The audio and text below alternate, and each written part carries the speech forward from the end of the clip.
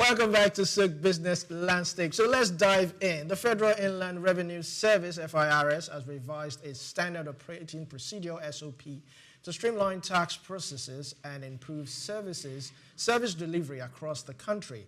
The new framework unifies procedures such as registration, payment, audit, and enforcement in over 300 FIRS offices, eliminating past inconsistencies that often confuse taxpayers.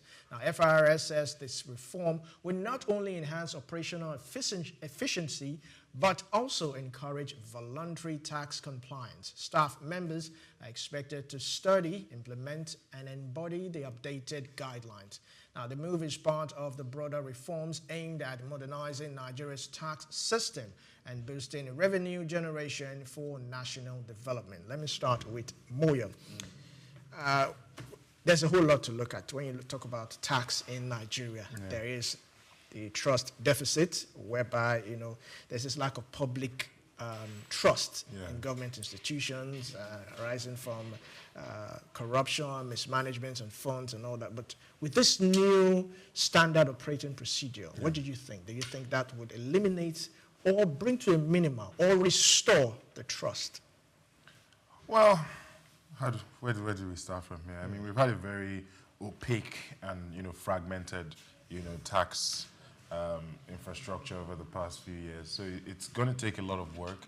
As they've already said, there are 300 offices. So one of the things you start thinking about also is will there be some implementation lag on this? I mean, the idea is great, especially for now, where we are in Nigeria now, that we're trying to diversify, our sources of income, which means that we have to really, because there are a lot of people who don't pay tax in this country. Yes. There's still a lot of people who don't pay tax in this country. So we really have to do a lot more. Well, are we looking at them? I don't know. So there's a lot more that can be done, but again, it's timely. You were just thinking, like, how long would this last? Because doing this for 300 offices nationwide is going to take a lot of time, and it will also be a testament to the fact that our public institutions can be effective and efficient. So we'll see where this goes, but I think that this is, it's good. We're trying to modernize the system, and I think that this will be good for us. Bola, over to you. I don't know about how long, if that's what but my question is, the word that was mentioned there, voluntary compliance. Do you think this would encourage people to voluntarily pay tax? Just like Moyo said, a lot of people are not paying tax. Do you think this new procedure would somehow encourage them? Well, should tax be voluntary, though? That's a big question. I don't think tax should be voluntary. No, it's not the tax, it's the compliance. To voluntary compliance to pay. Yeah. That's the potato.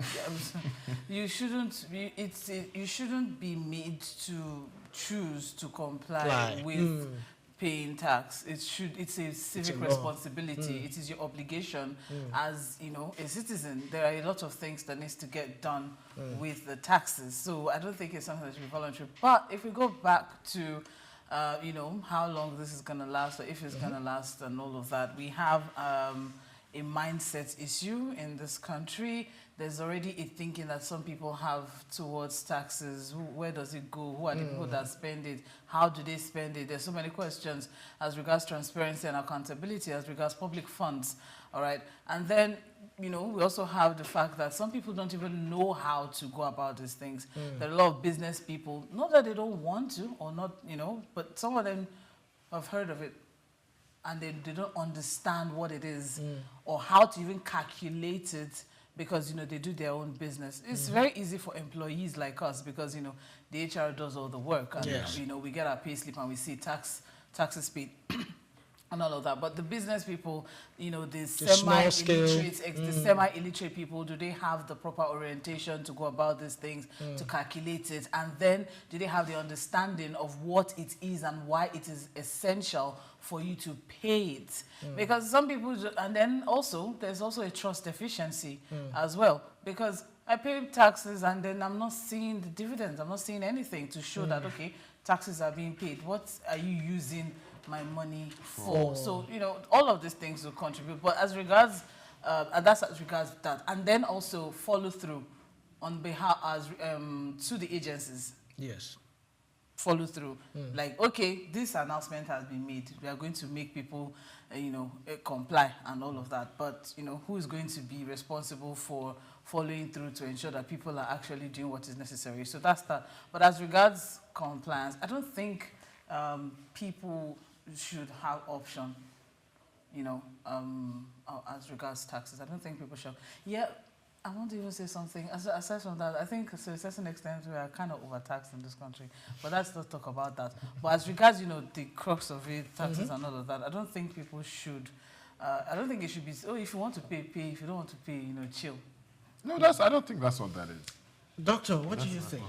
Voluntary tax compliance, should that be encouraged, or should it just... Well, I think the issue here on the table is really not about payment. It's about FRS standardizing their practices across all their branches. Because if you want to make inquiry and you go to one tax office and they're giving you information, and by the time you go to the next office, you're getting some different information, completely different. And that really creates confusion in the mind of those who potentially patronizes these offices. Standardizing the practice, I think, is the way to go, really. That between one office to another and the things that we're doing, they are all the same. And everybody is answering the same question. Yes.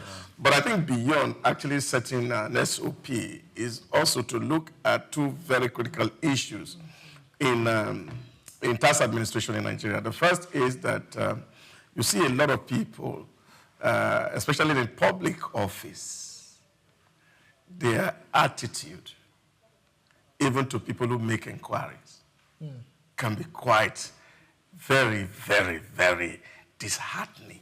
And I think that also needs to be addressed because while we are putting structure in place and we are putting technology in place to drive this thing, definitely people will operate the technology. How receptive they will be, how patient they are to answering customers' inquiry is one issue that, of course, is very huge. Because in this part of the globe, we have not started to treat citizens as customers. And that's quite very unfortunate. And people think that they're doing you some measure of a favor. Just a little digress. I don't know, you saw a video we're making around of somebody who took somebody to an hospital in Abuja recently. Yes. And of course, you see the attitude of the nurses who are supposed to actually be people first on the line to value human life. And they were quite indifferent. Doctor, even NIMC offices, when you go there to get your NIN. Oh my goodness. The one in Ikeja, I had a nasty experience there. That's quite huge. We need a heavy reorientation of those who serve in public places. First and foremost, to tolerate even the level of ignorance of the people that are coming in here. Because some people just feel that you go to this office, it's embarrassed, and then of course that really push people away because they are not as receptive as one would want them be. And I think that while we're investing in technology, we must also be investing in reorienting these people who are going to drive this process so that as people walk into tax office, they can feel at home. That's one aspect. And there's also another aspect, because we're talking about compliance, or voluntary compliance, so tax payment. You see, not everybody loved tax because it was seen as a form of exploitation. I remember in the early 70s when we were going to the farm and my father's bicycle was seized by these tax people. And you see, I don't know how to describe it, this kind of this horror movie type of operation.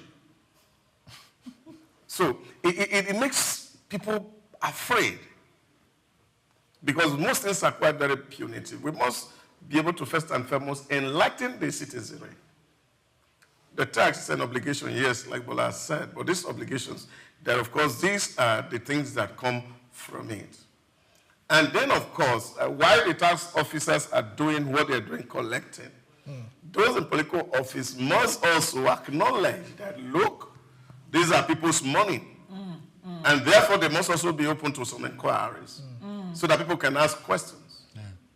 And not shut people down because, of course, they have won elections and therefore they feel that the Commonwealth belong to them alone. These are issues that, of course, we have to address.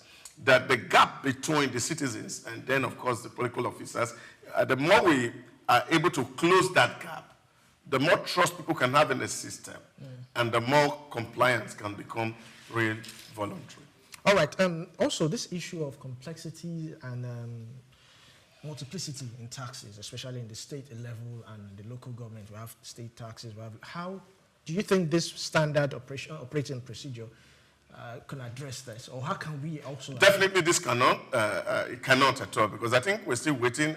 The last time the president had occasion to speak, and was asking the Senate president and the Speaker of the House of Rep, I said, I hope that my tax bill is ready now for me to sign. So I think until that is done, that complexity around the tax system, we will not be able to handle them. Yeah, because as it is right now, they have to play by their book, the laws that govern this tax. So what this one is just saying is that how do people get registered so that the processes that you need to take, what are the KICs, the things that you need to have, while you are coming to the office, people understand it so that they can log on to the system and then they have all their data captured, and then of course you generate your payer ID and the rest of it, and then of course you can be onboarded. So simplifying that process is what this is meant for. But that complexity and the opacity that Moyo spoke to earlier had to be removed by the new tax bill. And until that is done, we may not be able to get out of the complexity. All right, back to you, Moyo. Orientation or reorientation. How do we even start? Because let's even leave the people. Let's talk about the FIRS. The FIRS system. How do we even start to relocate them? I appreciate that the doc spoke about that, because most times we overlook that, but that's something that's very prevalent in public service and civil service. But I think I always use this as an example, right? The way we did the using of seatbelt thing. Yes. How we made that. The enforcement of seatbelts. The enforcement of using seatbelts. How we made it work. How we entrenched it in sort of the psyche of people. I do think that if we are committed, it's something that we can do. If we do the right PR and marketing and just put it in people's faces that this is something that you should be doing. And I think you can also do it for even the taxpayers. You know, abroad people compute their tax themselves. They know what they're doing. They know what's happening. I think that this is something that we can do for ourselves as well. It's going to take a lot of commitment and a lot of clarity of purpose on this issue to get it done. A lot of will, but it can be done. It's not like again we're going to battle with a lot of illiteracy and stuff like that. So we're going to have to bring it down to people's levels, right? People, if we're going to the markets and we're doing that, we have to do it. But again, it's a great idea. It's rarely ever about the idea, but the execution with many of these things. But it's something that must be done if we really want to standardize the tax industry in Nigeria. I think paying attention to the members of staff of the FIRS is actually very important. This is the federal now, meaning offices across the nation. Yes. This is, we're talking about 300 plus offices. And we understand that, well, this is not something that's going to happen at once. Yes. It's going to be probably in phases, region by region, state by state, and all of that. You know, so that will take a while. So maybe before it gets to a certain state or before it gets to a certain locality, you know, it's not going to be as easy. That's that. And aside from that, there's something that, you know, has been observed, you know, in the civil service, and that's as regards senior civil servants. They're very disrespectful. No, I'd say you know, and badly behaved, generally open speaking. they're not really open to change. They're not really accepting of change.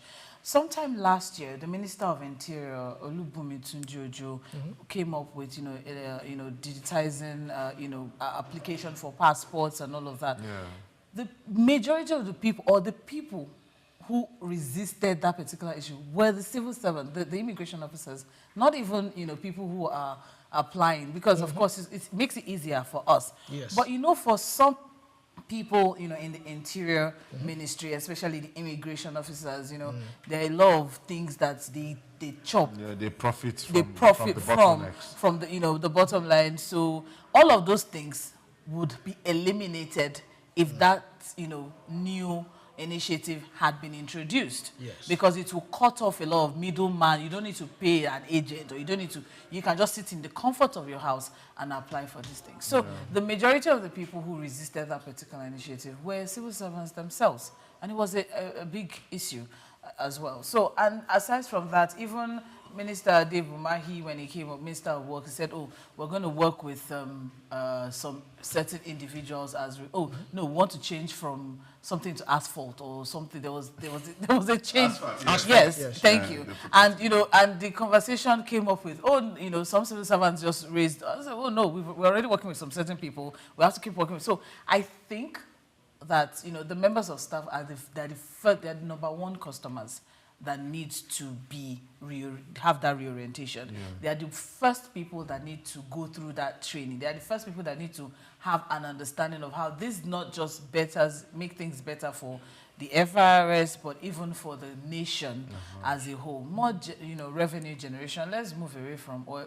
Yes, it's not easy and all of that, because a lot of people, by the time you calculate their taxes, but those people, those people get tax holiday now. But you see, the real issue, Bola, is the fact that I don't know to what extent the academies is actually able to shape the way they do things.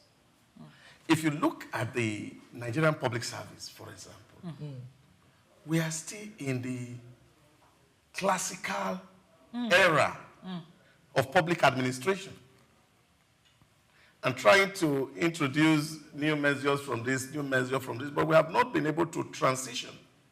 While the world has moved through these ages, we have passed through several theoretical epochs in public administration. Today, everybody is talking about e-governance and ICT in public administration, and that is after they have done governance. There was an era they called the new public service. There was an era, of course, they call the systems theory, looking at input, output, and what it produces. Now, all of this era has been gone through by most civilized society.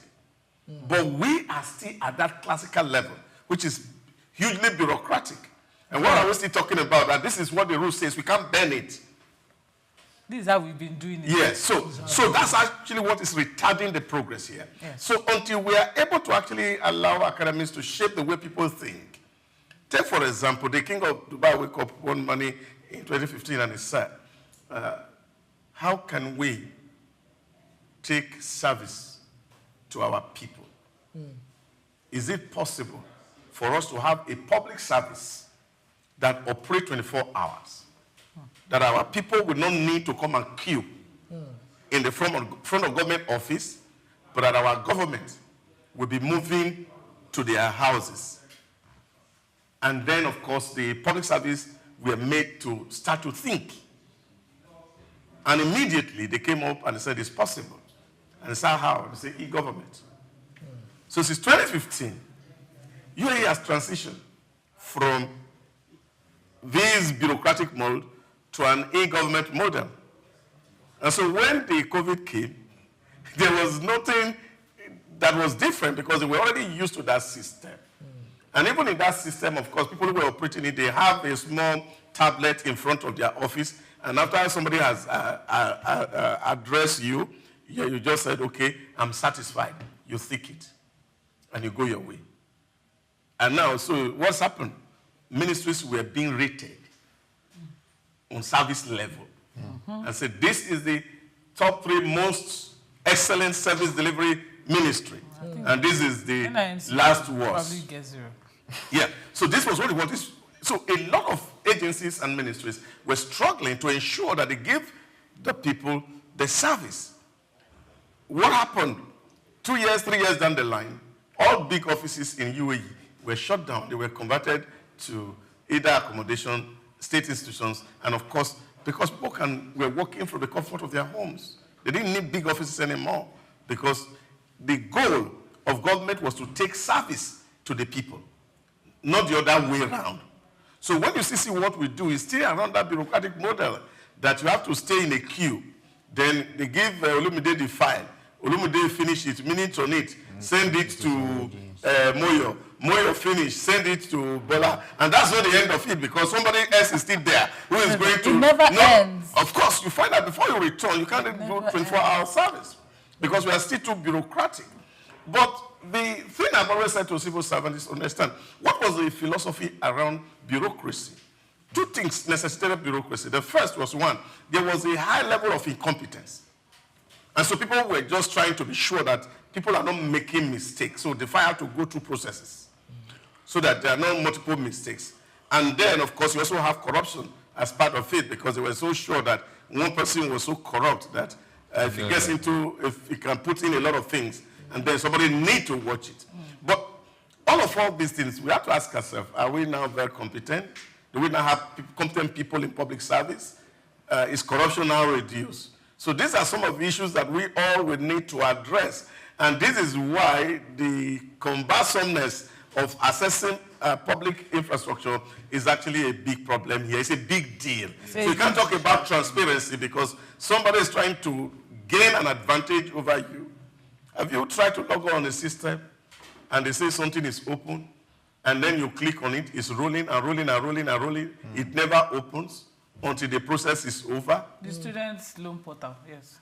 Whether it's the loan, whether it's the accommodation portal. So many of the portals, because keep rolling, because somebody is working at the back end and who's actually creating job, and you find that they have one office at the back end and they say to you, go and do the upload there, and you go there, in 2 minutes it's done. It's done. So this agency kind of relationship that we have, they call it rent seeking, is the thing that's actually predominant in our public service, and that's what we need to deal with. So beyond actually putting this infrastructure in place, the people who run it need to be actually addressed. They need to be properly trained so that they can deliver excellent service.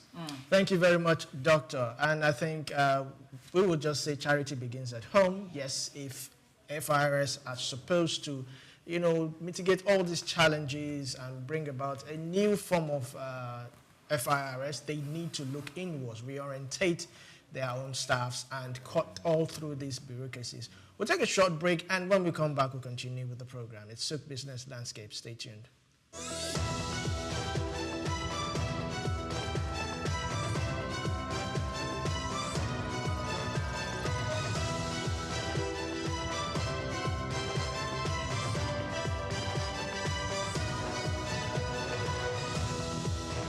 Welcome back to Souq Business Landscape. Let's continue. A new environmental project has been launched to combat dangerous air pollution in Lagos and Port Harcourt using artificial intelligence, AI, and low-cost sensors to track harmful particles in the air. Now, the 18-month initiative funded by the University of Chicago's Energy Policy Institute officially kicked off in February. It focuses on PM 2.5. These are tiny particles from vehicles and industrial activity that can cause asthma, lung disease, and heart problems. 15 sensors will be deployed in 10 in Lagos, and 5 in Port Harcourt along major transport routes. Now, these sensors will collect real-time data for a full year, while AI tools will forecast pollution trends and support smarter policy decisions. Experts from the University of Lagos, Lagos State Environmental Protection Agency, LASEPA, and international research teams say the project is designed to bridge the gap in Nigeria's air quality data. They believe it will support stronger transport health policies while also making pollution information easily accessible to the public.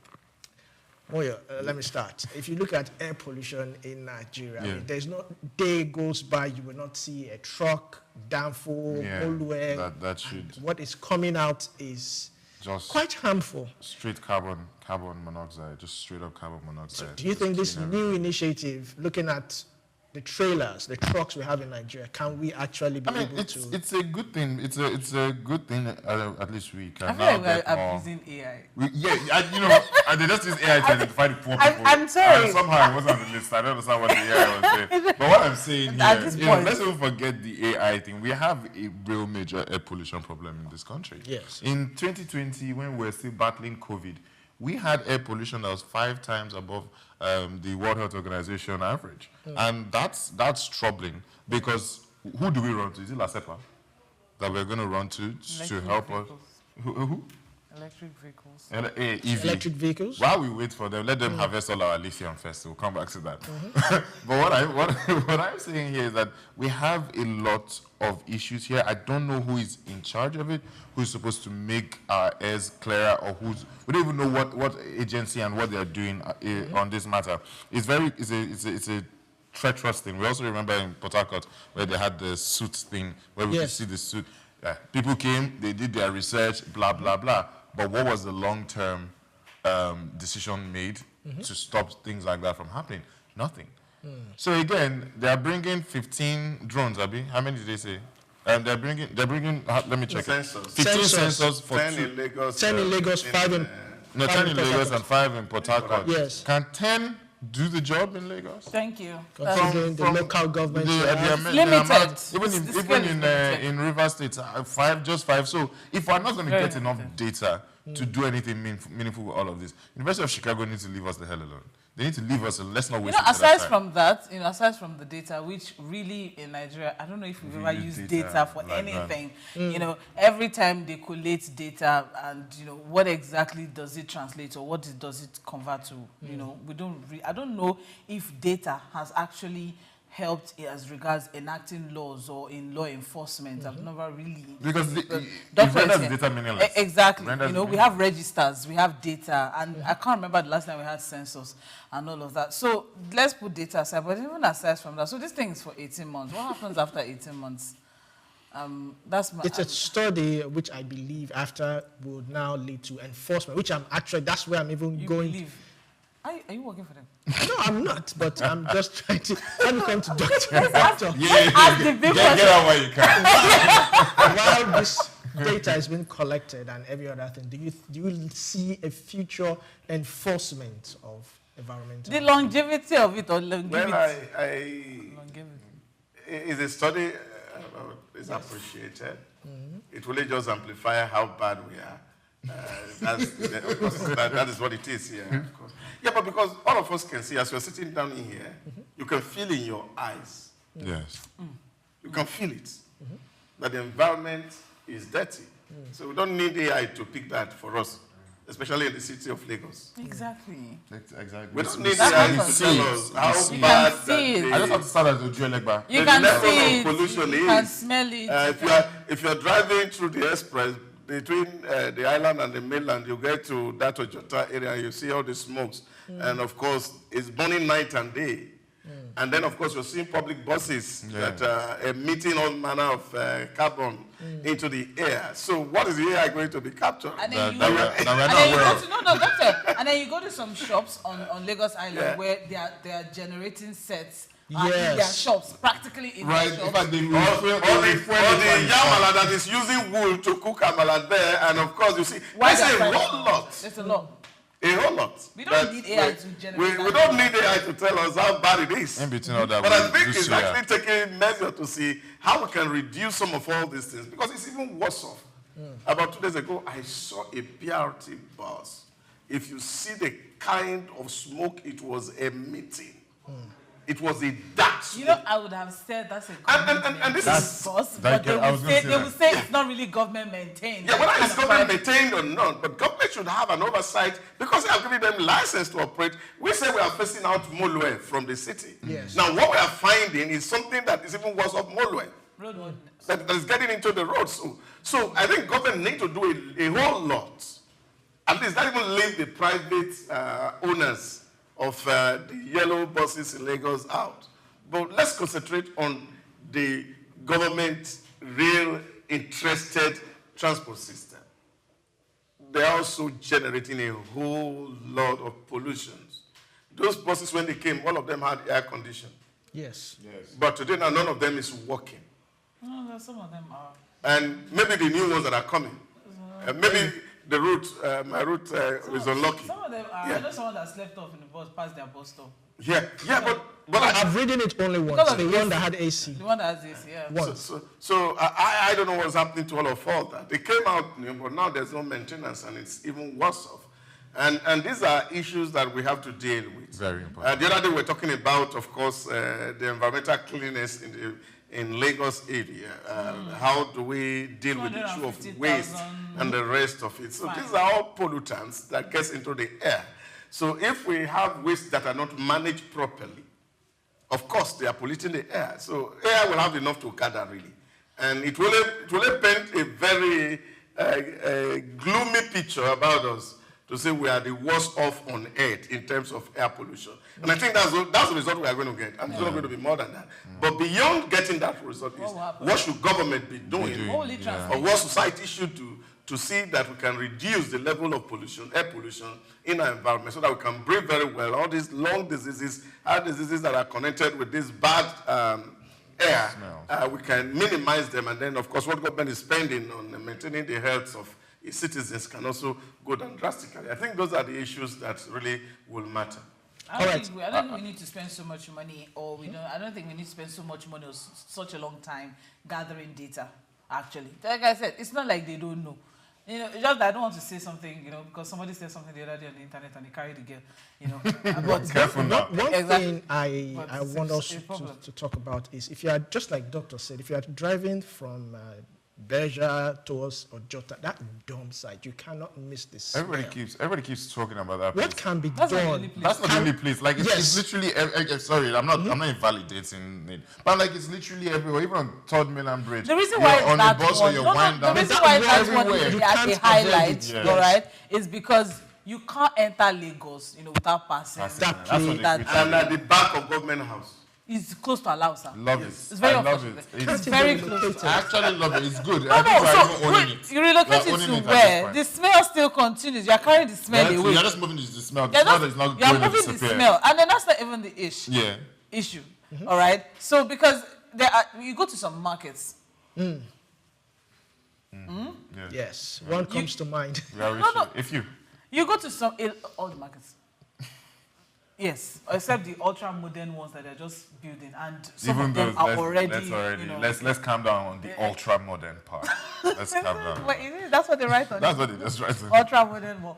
All right, you go to some markets as well, and then you see it is terrible. The other day, during Fashola's administration, Ambodi's administration, Fashola's administration especially, here in Lagos, Ladipo Spare Parts Market was closed almost like 8 times throughout his administration, throughout the 8 years.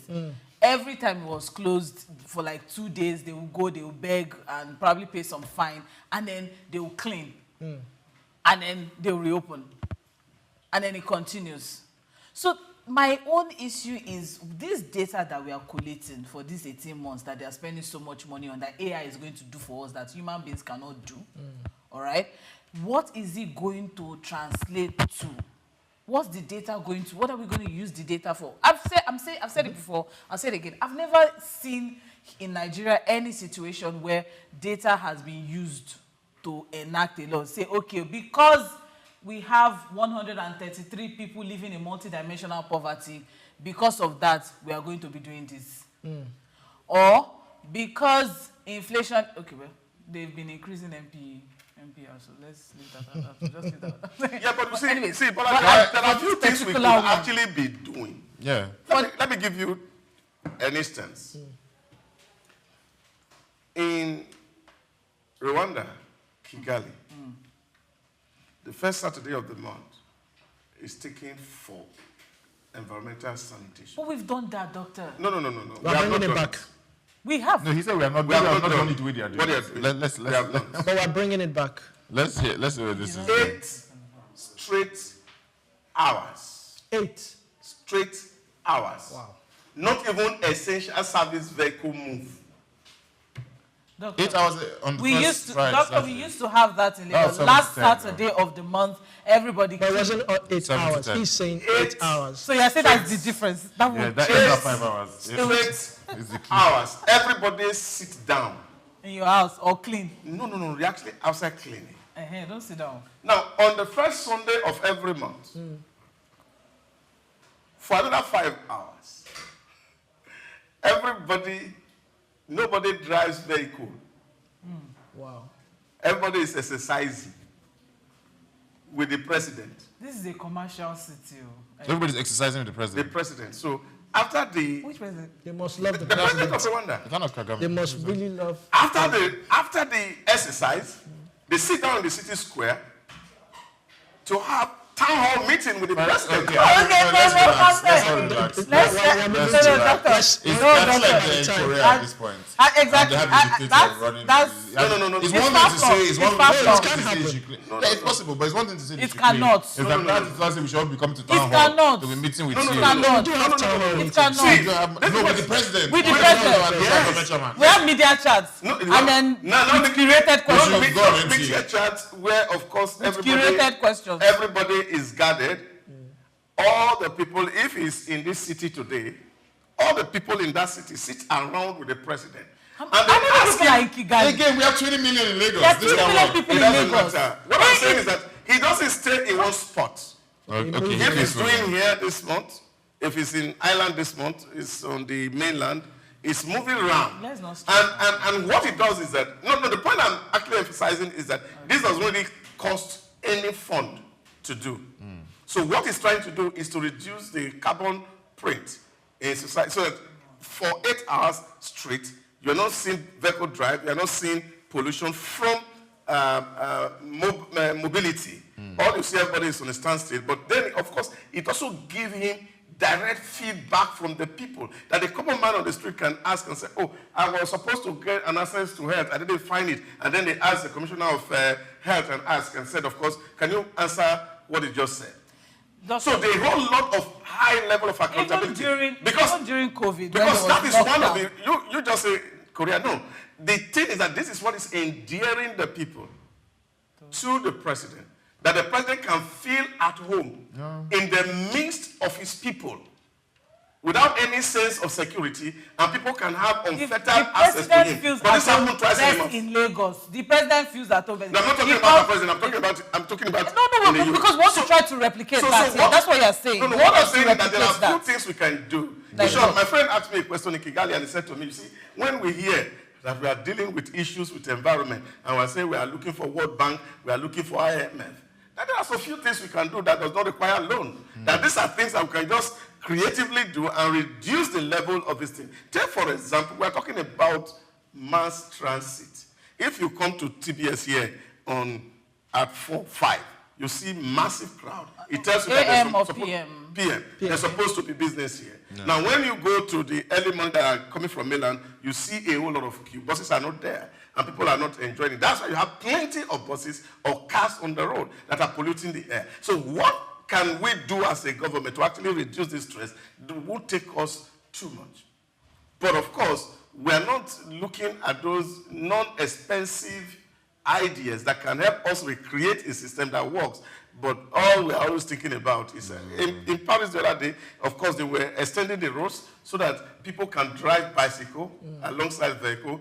And so rather than go, yes, of course, the president ride a bicycle around town. No. So it's all to reduce the carbon footprint on the society, and then the environment become really cleaner and better. Doctor, I hope you know that it's not only cars that emit carbon. Bicycle will not emit carbon. I'm just saying, we have generators. Yeah, that's what I'm saying. So we can improve on our life system. Why not?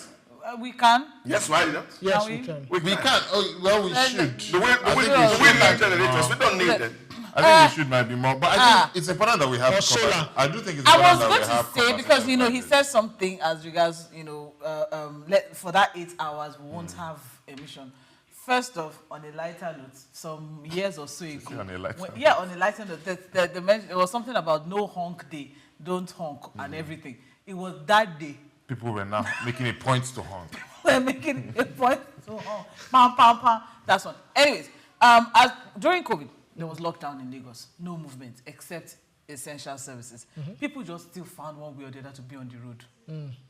And then during that time as well, people were bored out of their minds. So generating sets were on almost 247. That was a big issue for a lot of people. Now, so telling people to stay at home would also be very difficult in Lagos, because this is a very active commercial hub. There's no how. Even during public holidays, you see people come out. Yes. During the layer, you see one Alaja, she says she's coming, she's opening her shop. Do you understand? So, replicating some of these things in Lagos you see, may be difficult. Very, but very, it very should difficult. not be difficult. If we see, for example, on this axis, Sanwo-Olu on a shot, cleaning gutter, Lagosians will come out. Yes. And that's what I'm saying to you in Kigali. Because the president is not just out, he is also cleaning. And his citizens can see him clean. Well, I'm sorry. You see, the reason why you see a lot of protestation is that the law seems to be made only for the poor. And those who are well off are not part and parcel of that law. Yeah. So that's a problem. But now, when you see an environment where the law is not just for only the poor, and it seems to be for everybody. I was living in almost the same estate with the president in Kigali. You don't know when he comes in, you don't know when he goes out. No salary, nothing. Why do you want to know? And no, because you make it a but that's the point I'm making. Yeah, there's no noise. There's nothing. Yeah, but he walks out in the evening, the president takes a walk on the estate. His family are walking on the estate. And of course, the citizens can interact with him. So he's not afraid, really. The governor has poured water in front by ensuring that security is amazing in his states or in his country. He has done he has put certain things in place. I see, Doctor, the truth of the matter is, with the way the economy is at this time, there's a lot of angry Nigerians out there. That's true. And trust me, no politician wants to be on the road cleaning water. That's the truth of the matter. Let's not tell her. Let's not have from No. However, there's an example. We've seen cases there's like an that. example. We've seen cases like that, but in the past. No, not in the past. In Nigeria. In Edo State, when Adams was... In the past. Now. Adam was the governor of Edo State. In the past. He comes to New Benin market like this, and you see market women all rallying around him. All you hear is Osho Baba. Then he stay, he addressed them, he moved on. He was eventually driving himself around Benin. For context, he was a comrade. He was without any... He was an activist before he became governor. Different. He was a people person. You see, but this is what it is. What power does to people. That it takes you away from your people. But once you can reunite with your people... That's not true. No. That's the people that they just decide to be away from the people. No. What I'm saying, power takes you away from the people. Here. Yeah. No. But I can tell you this one for free. I can also tell you for free. No. Let me give you... I can also tell you for free. Let me give you... There was a House of Rep member, and I'm sure it's very popular. You should know him. In somewhere in Edo-Peju there also, Kako Are, if you know him. He was a member of the House of Reps in Edo-Peju there. And you know the amazing thing about him? He used to drive children to school every morning. I think it's a personal decision. I think it's just... Again, this is a personal decision. And it's very allow me to finish my... See, what I'm saying is that power has a way of taking people away. You see, the issue is that what you have not noticed is that, yes, individual decisions are there. But what I'm saying is that our people are not just too criminal like that. You say people are angry that if politicians come out, they are going... No. The president was in Lagos last year to go and pray at the national, central mosque here in Lagos. Did you see the way they mobbed him? It was a serious issue. People just want to greet their president. I don't know. They want to greet their president, and then in the process, they should injure the president. No, not injure. I can tell you, that day, the whole of Marina, the number of policemen that were here was more than the individuals.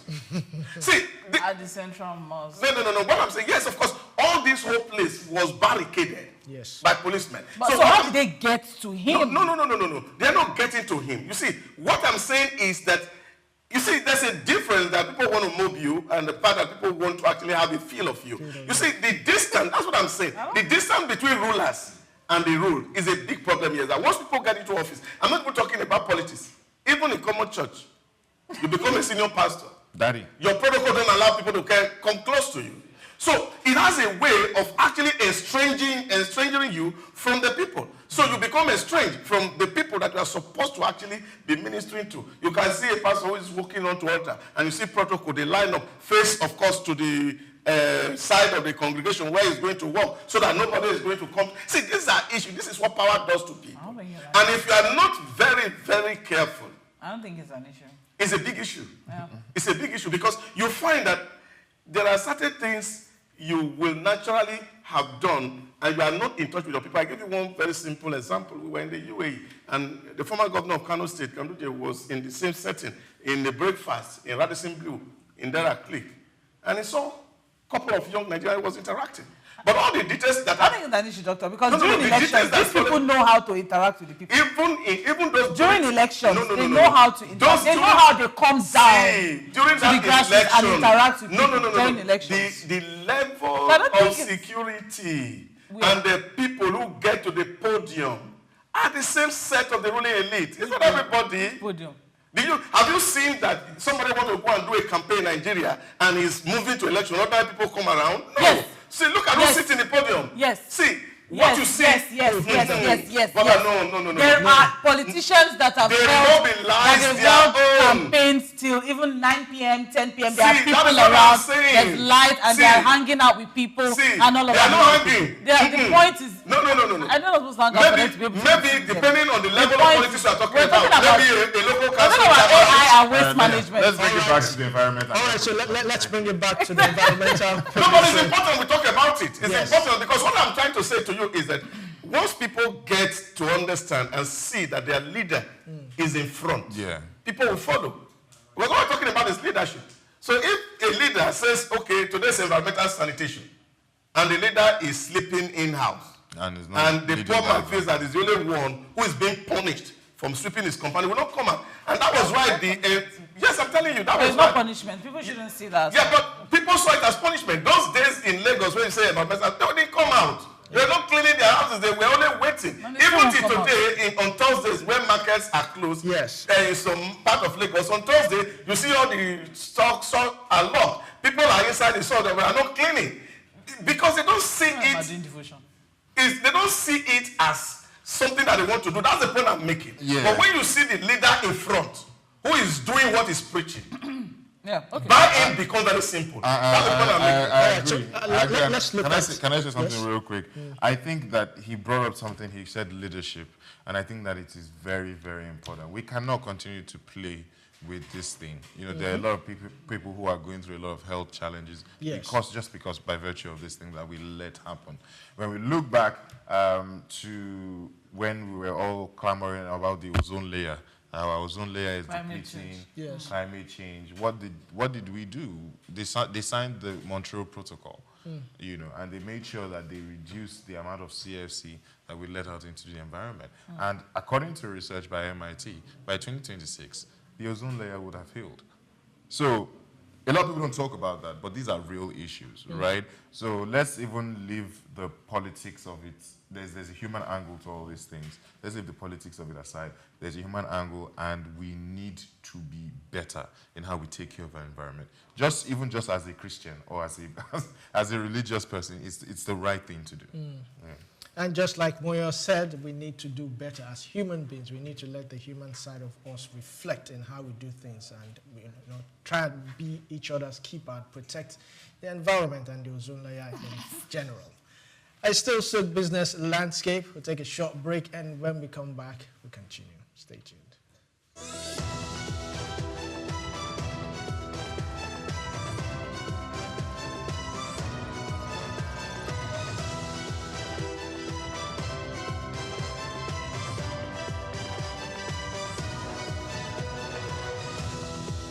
Welcome back to Souq Business Landscape. Let's take this next story. Britain's unemployment rate has risen to 4.6%, the highest since July 2021, according to new data from the Office of the National Statistics. The increase reflects the impact of a recent business tax hike introduced by the Labour government and a 10% tariff from the United States, both of which took effect in April. Now, the data also showed a notable drop in payroll employment and slower wage growth, signaling cooling momentum in the labour market. Analysts say these trends could prompt the Bank of England to continue lowering interest rates into 2026, which may pressure the British pound while supporting the London stock market. Let me start off with Moyo. What do you think about this? Unemployment in Britain, while people keep rushing. Yeah, I was gonna, but then I don't want to sound. I don't understand. I mean, it's not exactly a good thing. Yes. We always wish everybody the best. But I hope that they can come out of this, stronger and better. And I hope that we. I don't know if they will come out of it because they are pursuing. I hope. They are pursuing their workforce. They are pursuing their workforce. I know, but it's a dicey situation. We wish them the best. Hopefully, they can find a way to come out of this. But sometimes it's just like where you use your hand to do yourself. Sometimes, So that's just the situation here. And there's a lot of investor anxiety, and this is what you get. For the people outside, they're seeing this, sort of hostility towards how you treat people coming in, and they're not sure if this is where we should be putting our money in, if there's a lot of stability in there. So this is what you got to deal with. And again, this is something they've been dealing with since they left Brexit. Yes. Since COVID-19. COVID-19 wasn't the job situation. They left Brexit. So there's a lot that they have to. So they're going to need a lot of clarity of purpose to solve this situation. Omobola, what do you think? I totally agree. It just, took it right out of my mouth. That's just the unfortunate situation as it is now. Especially going with statistics or going with data, the fact that a certain percent, a large chunk of your workforce are foreigners. And just because, you want to keep Britain white, you have decided... No, not keep Britain white. Sorry, that's extreme. Jesus. What? That's Brexit situation. But then, it's fine. Anyways, but the point is, because, you're trying to salvage something, and I'm sure they must have weighed their cons, tried to look at it and all. But I think at this point now, maybe the con is far outweighing the pros. So whatever it was that they were trying to achieve, with all of that strict, immigration policies and all of that, and then the fact that thousands of people have been sent home as it is now. And the truth of the matter is the workforce and what entails. There's a certain number of the workforce as well that pays attention to a certain sector, the care sector, where British people really aren't doing that job. Exactly. It's the foreigners that are doing it. So I just feel like, just as Moyo said, just when you use your hands to just, unfortunately, I say English terms, they say you cut the nose to spite the face. All right. So coming to you, Doctor, there's a business tax hike, also the 10% tariff from the United States. Do you think? Yeah, but I don't think that is the real case in the UK as we speak, and I think it's just a change in terms of the policy options. I have always argued here, and a lot of people don't seem to understand that there's no government who can succeed trying to be pro-poor and become anti-business. The only way to actually be pro-poor is to be pro-business.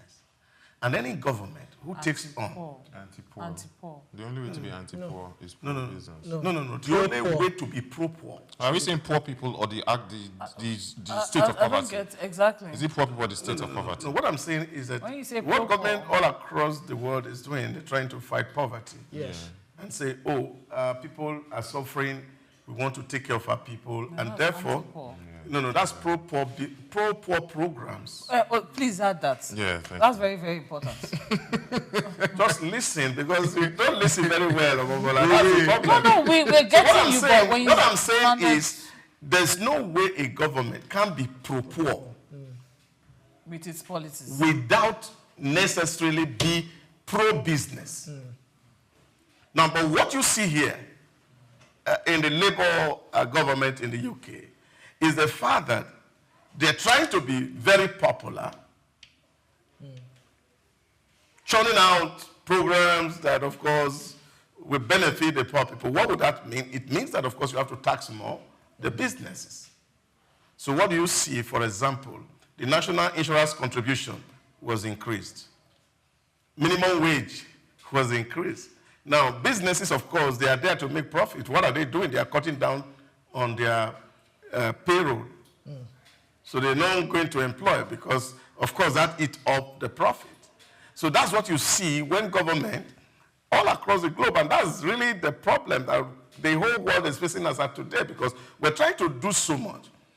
But what do we really need to do in the long run is to create an enabling environment where businesses can prosper. As businesses are prosper, the people who are unemployed are getting employed. They are empowered. And then, of course, the wheel of the economy is oiled. But now, when you are stifling businesses by policy deliberately, because you're looking for more money to address social program, so you are making the businesses to fail. And the businesses that would have been taking care of the unemployed are themselves not able to survive, and the unemployment figure continue to hike. And that's what you have seen even in our environment. That you see a lot of people have to move out, and say people are moving out to go and set up in Ghana, and they are shutting down because you find that you are trying to take so much from the business. And the businessmen cannot calculate profit anymore. And so they are shifting their businesses. That's why you see, where do companies want to site their headquarters? They want to put it in tax haven, where they don't pay too much of tax. But if you're not putting so much tax, what that means is that businesses are moving out. And this is what, for example, the Donald Trump government is trying to do in the US, saying, okay, how do we increase tariffs so that we can lower tax at home, so that people can come in here and do business here, then, of course, employ our people. So that's the point I'm making. So if you want to be pro-poor, then, of course, you have to necessarily be pro-business. Because it's only when businesses are prospering that the poor can actually prosper. So this is a challenge that, of course, is facing the most liberal governments all across the globe. So all the fact is that you are going to take more. You take, for example, education fund was 1%, we move it to 2%. Later we move it to 3%. Now we are thinking of moving to 4%. The state is taking from here. This person is taking from here. At the end of the day, the companies are not really breaking even. And if they are not breaking even, they cannot expand. And if they are not expand, what happened to employment? Unemployment figure continue to rise. Those who have work will lose it. Then those who are getting out of school can't get employment. It becomes very, very difficult. So that balance is what the state is supposed to address.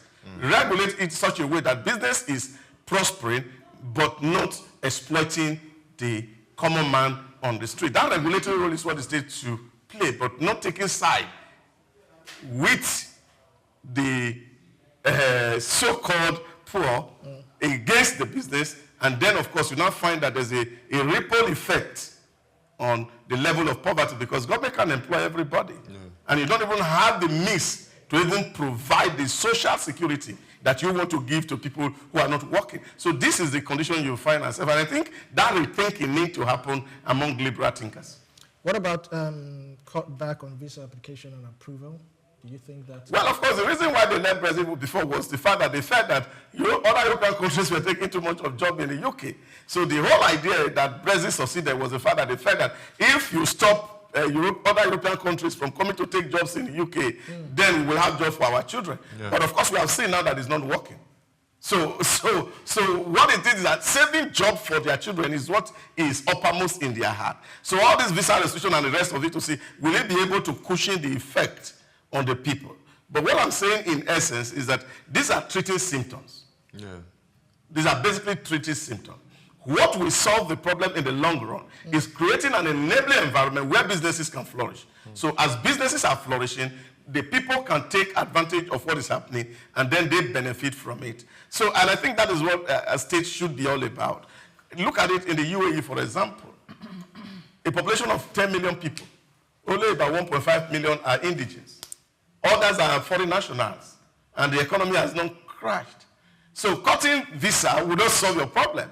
Solving your problem is those major policies that you need to take that will ensure that businesses are prosperous, they are making profit. You can imagine, a friend was telling me the other day and said, well, in UK today, people are begging, and they don't want their salary to get beyond £39,000 per annum. Because if you enter into the threshold of £40,000, they'll be paying 40% of tax to government. And people are negotiating with their employer and say, please move my money down a little so that I don't get into that threshold. So you can imagine the way people are thinking. So this is a big problem. And I think those are the issues that the government need to address. Well, all right. I think another thing that the UK probably needs to pay attention to, not just the UK, and I'm coming back home, just, bringing it back home a bit. Because one of the things that's the issue as regards the business tax hike, why we have that is, a ripple effect of the Trump tariff in the US. So that's just to tell you how, the global markets or what's happening in other countries can have its own effect on domestic activities as well. So I think it's also something that we need to pay attention to, because one way or the other, U.S. tariffs, yes, affected them, which is now affecting their own economy. And now, as it is affecting their own economy, the Bank of England will step in, other fiscal entities will also step in, try to salvage the situation. And one way or the other, it will also have its own ripple effect as well in the global market. So whatever is happening there, I hope that our people back home are watching, they're observing, and they're also putting things in place, putting contingency plans in place for any eventuality that may want to affect our already fragile economic state. All right, let's quickly take the last story here. It says here, President of Dangote Group, Aliko Dangote, has informed President Bola Tinubu that his companies paid 450 billion naira in taxes to the federal government in 2024, making them Nigeria's highest tax-paying group, exceeding the total paid by all banks combined. I take that again, all banks combined. Dangote also emphasized the group's plan to invest in additional 900 billion naira in road infrastructure across the country under the government's tax credit scheme. Dangote highlighted the deep-sea port access road as one of the 8 major road projects totaling 500 kilometers, including links to Chad and Cameroon. He further announced that the main road leading to Dangote Petroleum Refinery would be named Bola Ahmed Tinubu Road, praising the president's leadership for revitalizing investor confidence and fostering private sector growth in Nigeria. Let me start with Dr. Dangote is the highest paying tax person right now. I mean, all banks combined, even more than all banks combined. Well, I think they are having a field day today, as of today, really.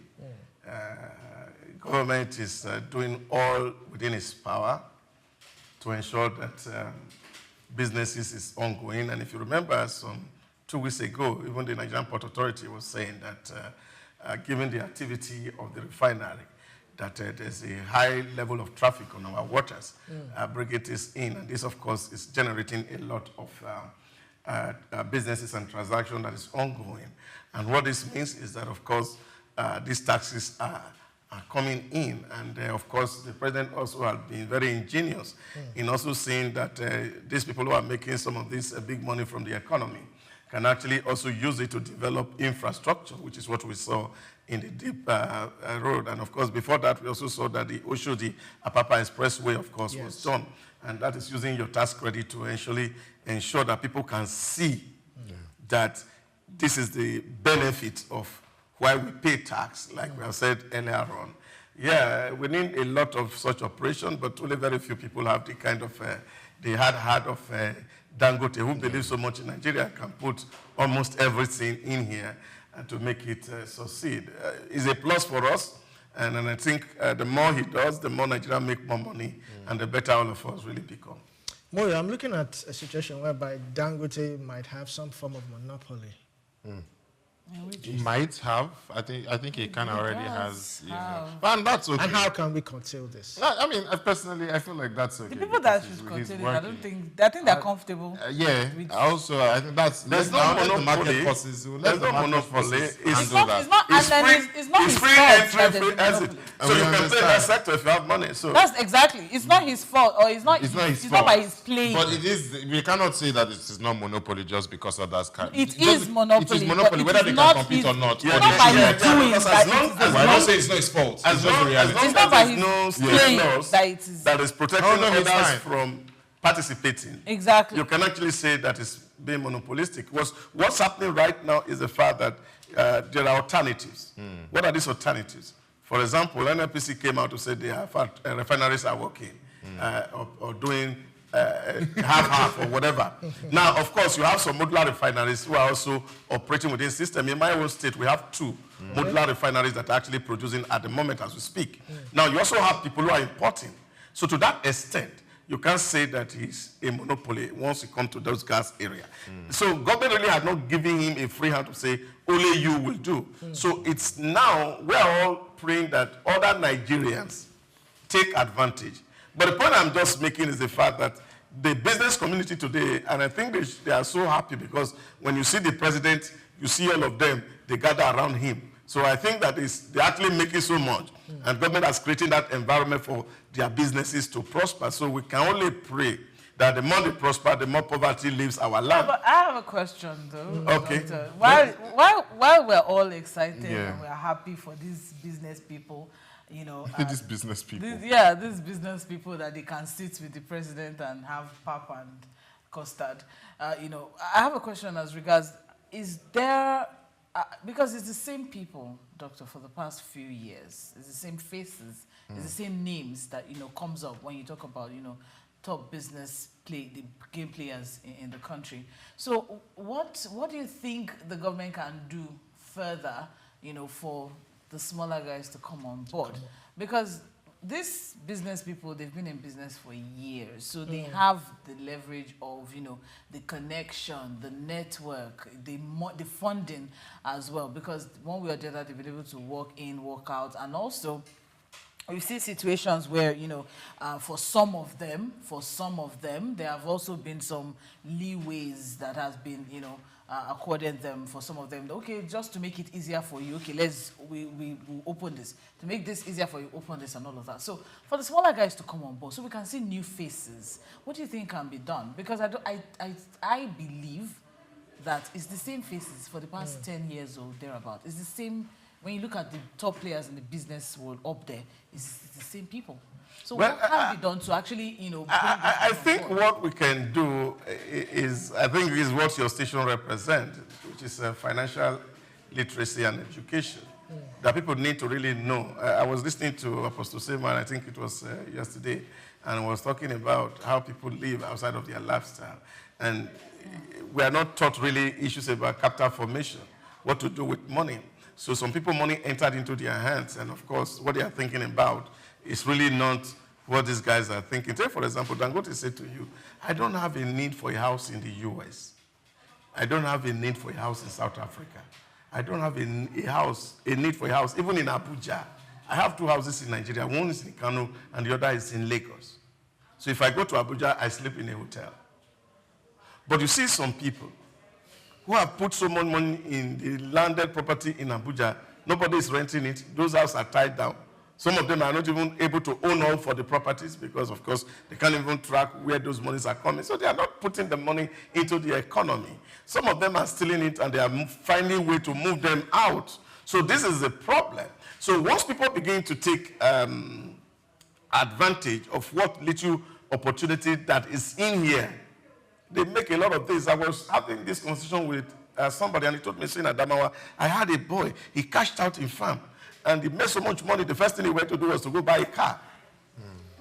And then he's now waiting for government to come and give him further loan to develop a new farm. So this idea, because Dangote started small, he tells his story. My grandparent gave me 500,000. So I started in what year? In what year? 1974.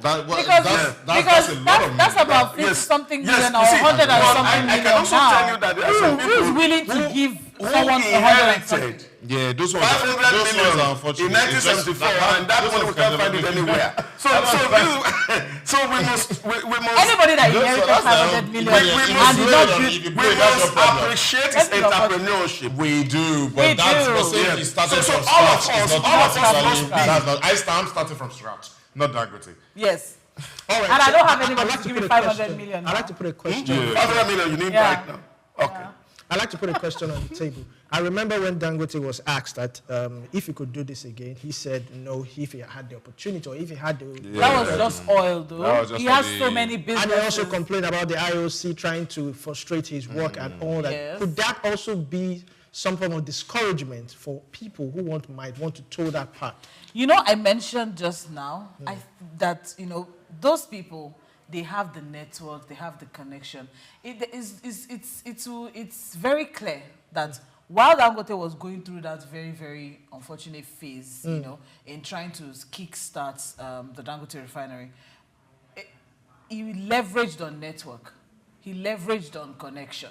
He leveraged on the funds that he had already. He also had scuffled with the NNPCL at the point. Yeah, they had issues. He did. But one way or the other, because of the network and the connection and the relationship that has been built over the years, one way or the other, they still came to So it's the connection. Can I say? But these are the issues that we must also face. Take, for example, in 2019, APC published his name as a member of the campaign group for Buhari.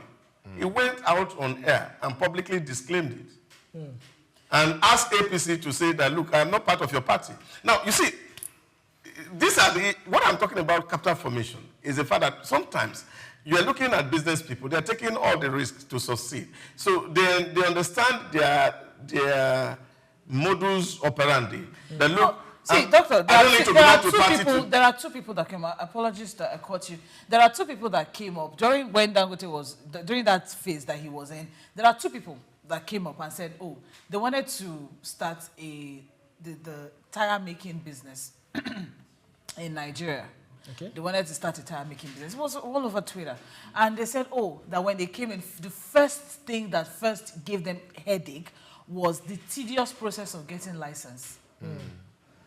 You know, the tedious process. You have to meet this person, meet that person, sort this person out, pay this person, do this, do that. There's so many people that they have to sort out, and so many people that you have to see, and so many people. See, because we don't know them, we didn't get to know their story.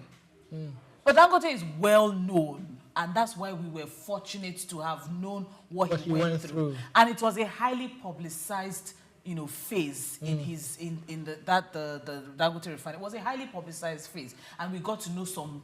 In fact, that's why we even got to know that apparently the reason why fuel is yellow is for certain reasons, and it's not supposed to be yellow. No, a lot of things now came to light. When he was you know, showing us because his own looked like water. And they were like, but normal fuel is supposed to be yellow. And they said, oh, the reason why it is because they had to add some things and all that. You know, a lot of education came out from, a lot of intel came out from when he spoke out. But then that's why, you know, these smaller guys, I want to believe that there are people who actually want to. Yes. But is the system favorable? I don't think it's a system. That's what I'm saying to you. Okay. There are two modular refineries, for example, operating in Edo State. There are about how many licenses of modular refinery that have been given out by the government?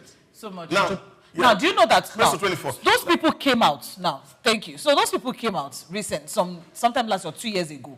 They came out and said, yes, they have the license, but they don't have the funding. And for them to, when they go to the bank to, okay, we need funding and everything, the bank gives them certain criteria.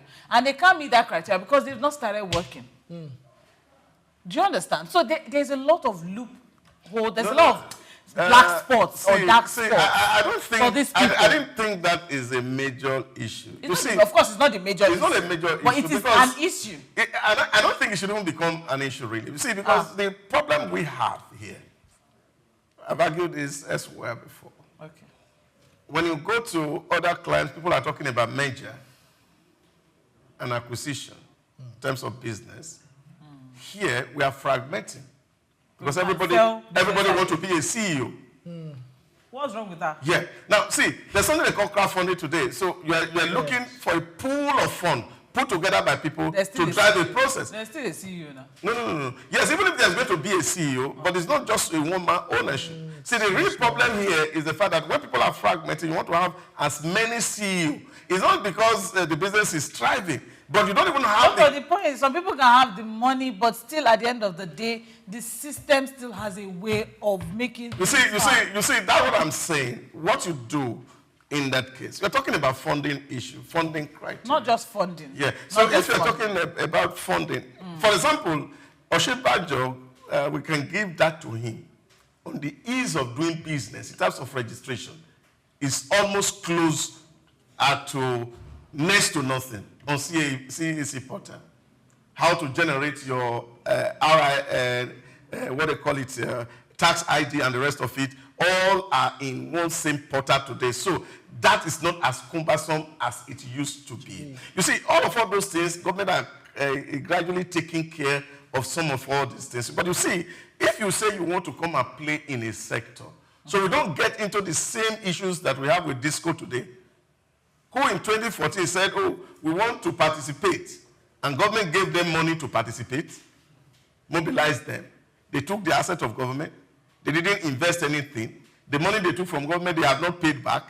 and then, of course, we don't have light. But you know what is doing disco is not only disco's problem. Now, what I'm saying is that, I'm only talking about their distribution. I don't want to go to what is happening on their side. It's the light that they have. They are distributing power. And if power is not, generation and transmission is very important. Yeah, but what we're saying is that even the little we are generating, we are not able to distribute it. That's a problem. So what I'm saying here, in essence, is the fact that if you don't have people who have the fund to play in a sector, and then you are blaming the system, because there should be some measure of control and regulations on how people play on a particular category. Personally, I see both sides of the argument, but I would just like to say that the start of this conversation was Dangote pledging 900 billion. 450. No, that's for the tax. 900 billion for the roads, and I think it's a great idea. What we can just try and push is that more businesses, not just Dangote, can have access. Come up with stuff. Bua is doing some. Bua, MTN, and so we know they're part of the participation. I think on this note, I will call it a wrap on today's episode of Souq Business Landscape. Many thanks for listening, and if you enjoyed this discussion, please follow us on all our social media platforms at Souq News Television. Drop a like, comment, and share. I am Olumide Sokoya. Enjoy the rest of your day. Moyo. All right, thank you so much for watching. It has been a fun and riveting conversation as always. I'm Moyosore Adebiyi. You can follow me on all social media platforms at Moyo Lagos. Thank you for watching. Doctor. It was a pleasure being here, and it's good to know that you were there. Samazaid also remains my name. Omobola.